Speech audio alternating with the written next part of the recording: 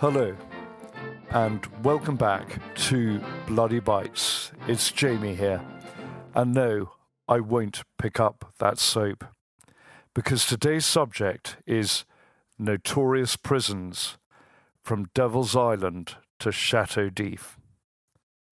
Prisons exist for many reasons: to punish, to reform, to protect the public, or to persecute and oppress. They say the path to hell is paved with good intentions. Well, the path to prison can often be paved with tyranny.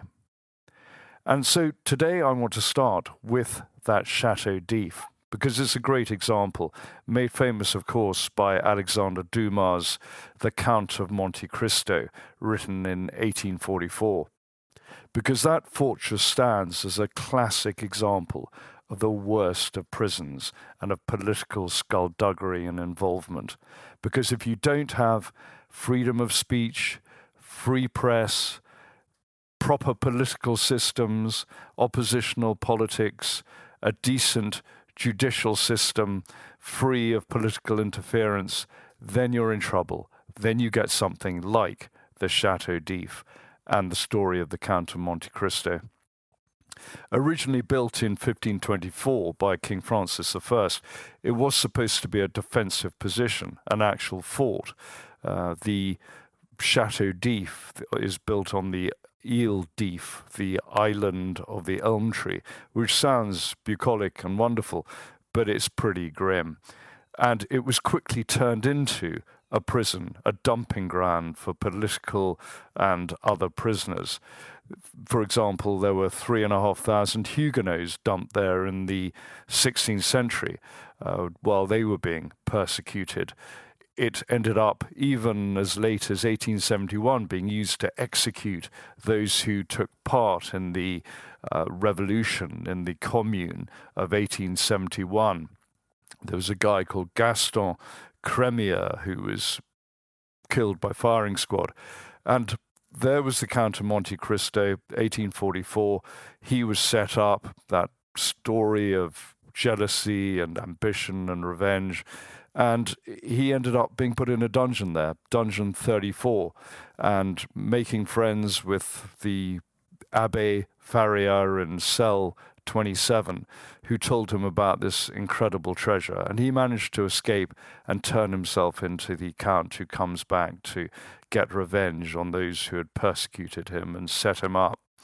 But moving on from the Château, you can look at other prisoners around the world and throughout history who were similarly set up. Take, for example, Sir Walter Raleigh, who was in the Bloody Tower, not for 14 years at the Château like the Count of Monte Cristo, Edmond Dantès, but he was actually there for 13 years in the Bloody Tower.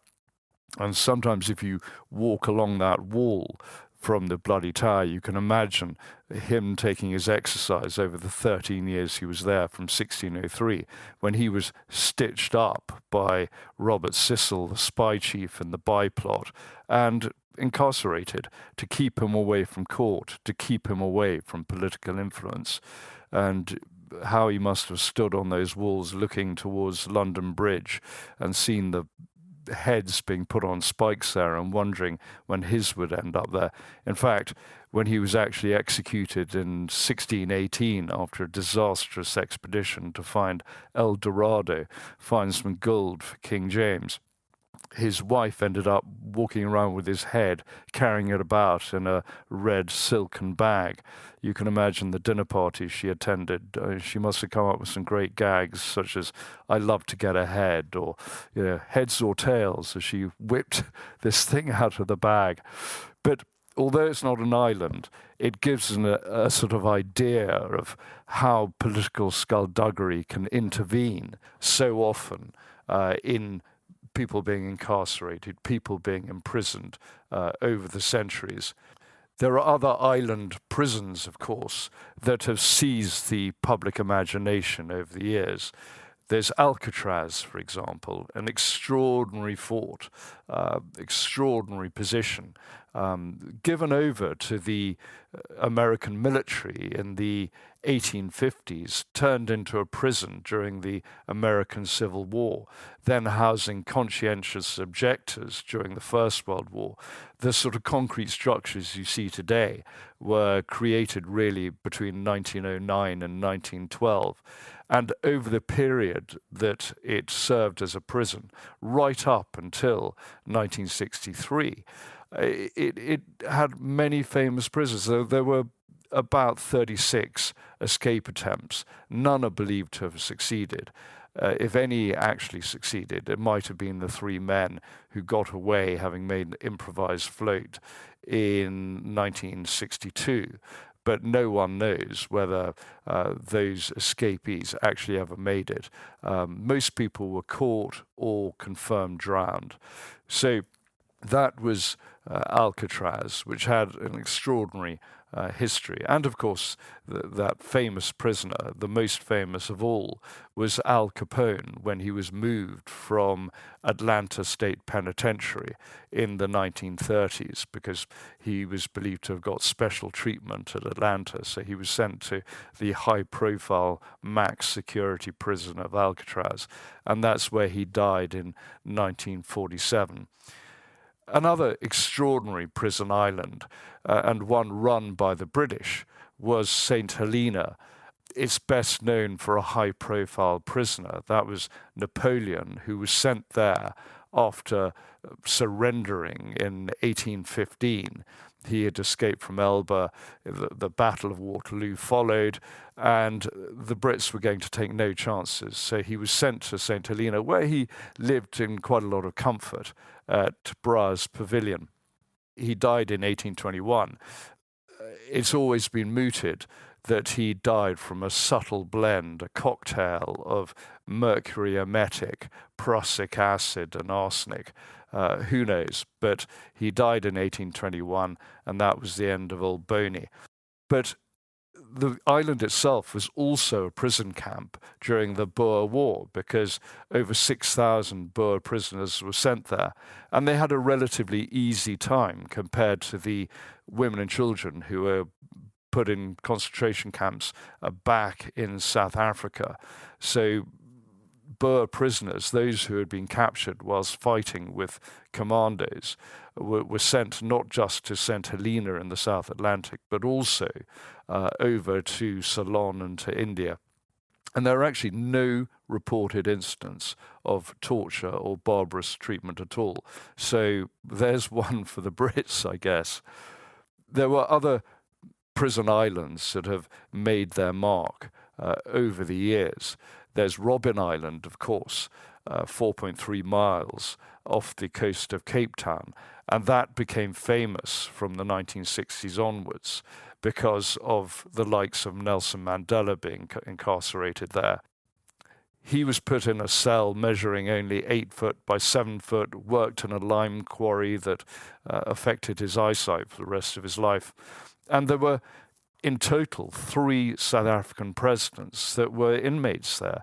There were 2 prisons on that island. One was maximum security. The political prisoners were kept there, and one was a medium security prison that sometimes provided gardeners for gardens along the coast of the Cape, where they were brought over in boats to work.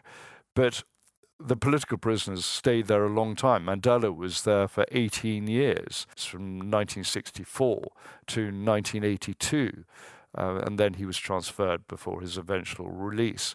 So it built up a reputation and was eventually closed in the 1990s.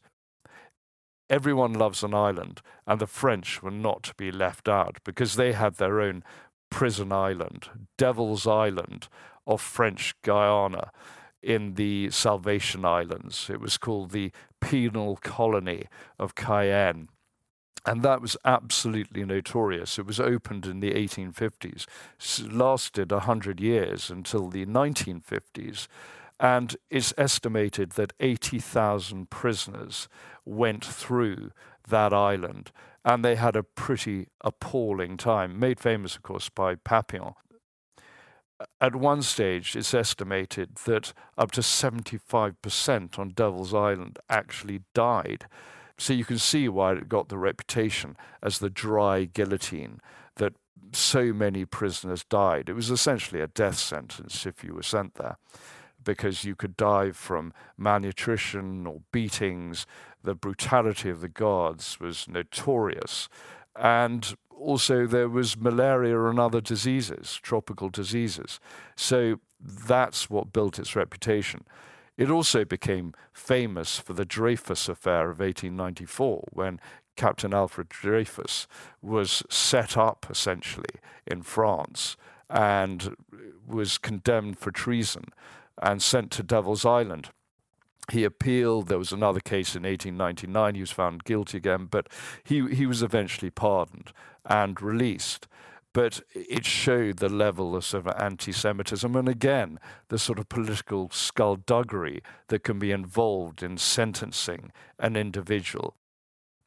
The Brits developed their own prison islands, the prison hulk, those former Royal Navy ships that were decommissioned and then turned into prisons floating mostly on the Medway.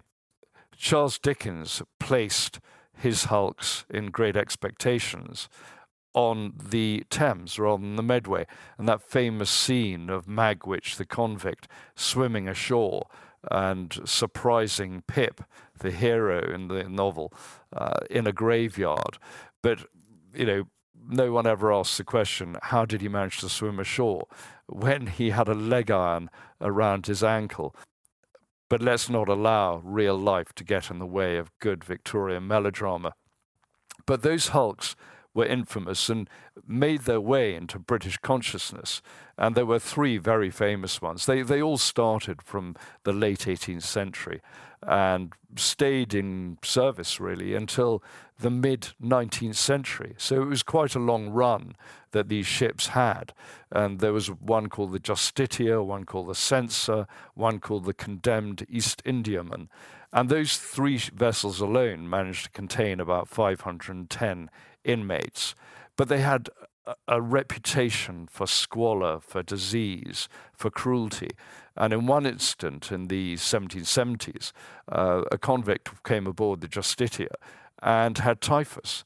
And very shortly after that, a third of all the convicts on those hulks had died from the disease. So it was an appalling time for those convicts. And these sort of waves of disease often happened in those confined, dreadful, squalid places. There was another very famous prison hulk, the Bellerophon, named later on the Captivity. And the Bellerophon has an extraordinary history because she was a third-rater, a ship of the line in Nelson's navy. She had taken part in the Battle of the Nile, had taken on the French flagship L'Orient, 118 guns, whereas the poor old Bellerophon only had 74 guns. And she had suffered a lot of damage at that battle. She also took part in the 1805 Battle of Trafalgar, was the fifth ship in the line in Collingwood's line as it penetrated the French and Spanish divisions. And she ended up taking on 4 ships simultaneously, including the French ship Aigle. Her captain, Captain John Cook, was hit by musket balls and died after 1 minute. They wanted to take him down to the orlop deck, to the surgeon, but he said, no, let me die here in peace. And that's what he did. But she had the most spectacular career. She survived the Battle of Trafalgar, which is extraordinary. And she was then the ship on which Napoleon surrendered himself in 1815. He was obviously trying to escape the British blockade, obviously trying to get to America, and that didn't work. So he surrendered on board the Bellerophon. Bellerophon was later decommissioned and turned into a prison hulk. So it was a rather sad end for a magnificent warship that had such an extraordinary naval career, and she really should have been preserved and kept alive, a bit like HMS Victory today. But she was eventually scrapped later on in the 1830s, I think. So, but an amazing career. One of the reasons the prison hulks died out was essentially because the British ended up transporting their convicts to a new colony, to the ultimate prison island, Australia. And Australia became the amazing nation it is today. So some good can come out of prison islands. Gave us Sir Les Patterson, after all. So that's the story of hulks and prison islands. Then we get on to prisons themselves. And there's such a choice. I mean, you can go from La Cathédrale, the amazing prison in the 1990s, of Escobar, the sort of privately built prison for the drug lord. And it was basically a plea bargain. He agreed to stay in a prison that his own people had designed and built, and in order that he could avoid being extradited to the United States. So he was given a 5-year sentence there on a hill overlooking his own city of Medellin. And it was an extraordinary place. He had his own guards there. He had wild parties there. He had bars, jacuzzis, a waterfall, a football pitch, and, of course, an escape tunnel. What prison would be complete without an escape tunnel?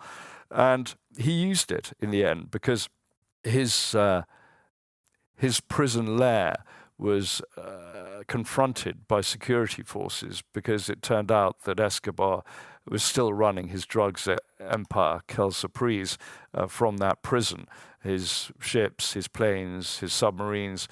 And he was confronted and he escaped down the tunnel. He had actually tortured and murdered 4 of his own lieutenants in that prison. So that's the freedom he had. So far more freedom even than Al Capone when he was in the prison at Atlanta. So Escobar escaped and was eventually confronted 18 months later in Los Olivos, a suburb of Medellin, and was killed by the security forces called the Search Block. And there's a photograph for the Search Block team standing over his bullet-riddled body, which is what happens to so many outlaws in the end. So that was Escobar. And there's so many other prisons to choose from. Another prison that's worth looking at, of course, is that Atlanta penitentiary to which Al Capone was sent. It was supposed to be a reform prison, and prisoners were supposed to sit there contemplating what they had done in solitary confinement. But Al Capone was given quite a lot of special treatment, and that's why he ended up being transferred. Another salubrious prison is ADX Florence in Colorado, the modern prison built in the 1990s to house those prisoners in America that couldn't even be held in a maximum security penitentiary. And it contains 4 terrorists there, including the Unabomber, the Pakistani Youssef, who took part in the 1993 bombing of the World Trade Center, the car bombing of the World Trade Center. And that's why that prison has a wing known as the Bomber's Wing. So that's a fairly notorious prison, and it has those prisoners who have killed correctional officers and others. It's got some very unsavory, unpleasant characters there. But the prisons that are really worth looking at, because it's a sobering and salutary tale of what can go wrong if the political system behind it is wrong, are those such as Evin Jail in Iran. There it is at the bottom of the Alborz Mountains, built in 1972 by the Shah to house a few hundred prisoners. By 1977, it had expanded to contain 1,500 prisoners. What happens? The Islamic Revolution. And today it houses 15,000 prisoners. And the amount of torture, extrajudicial killings, the notoriety of the place is a total blemish on the record of the Iranian regime. And this is a regime whose nuclear ambitions we're supposed to respect. It's just absolutely extraordinary. The sort of things that have happened in Evin Jail include prisoners being tied to back and blown apart with plastic explosive.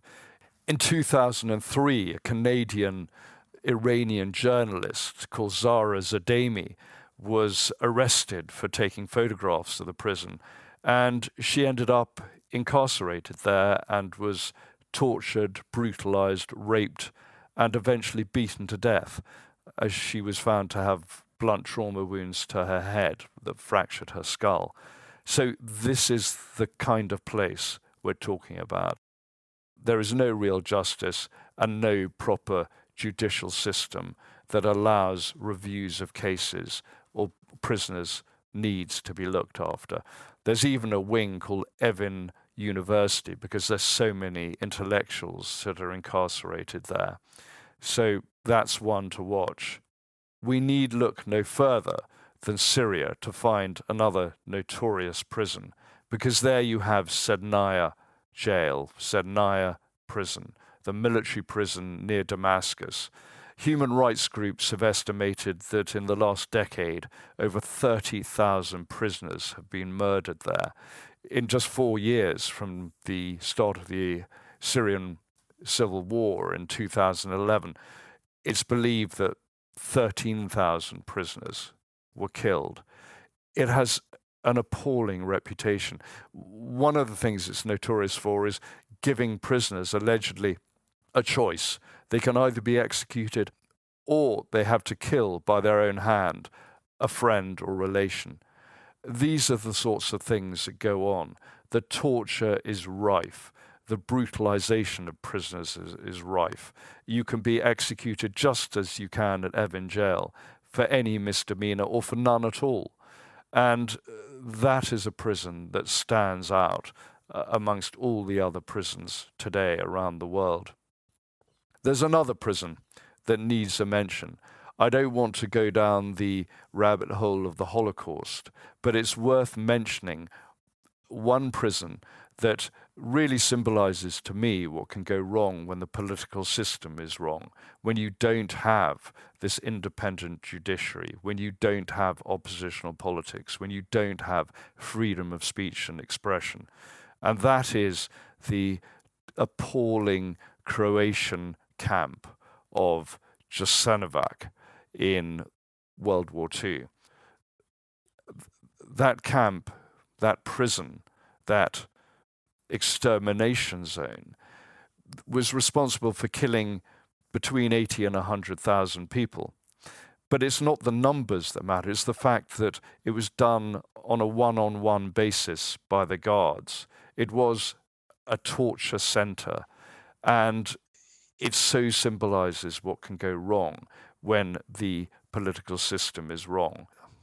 This was the Ustasha regime of Croatia during World War II, led by Pavelic. And he was a notorious psychopath. He used to have human eyes delivered to him in a basket that sat on his desk every week. And at that camp, the horrors are almost too great to speak of. There were trainloads of women and children that arrived, and they were marched to a nearby hillside and just thrown off a cliff to their deaths.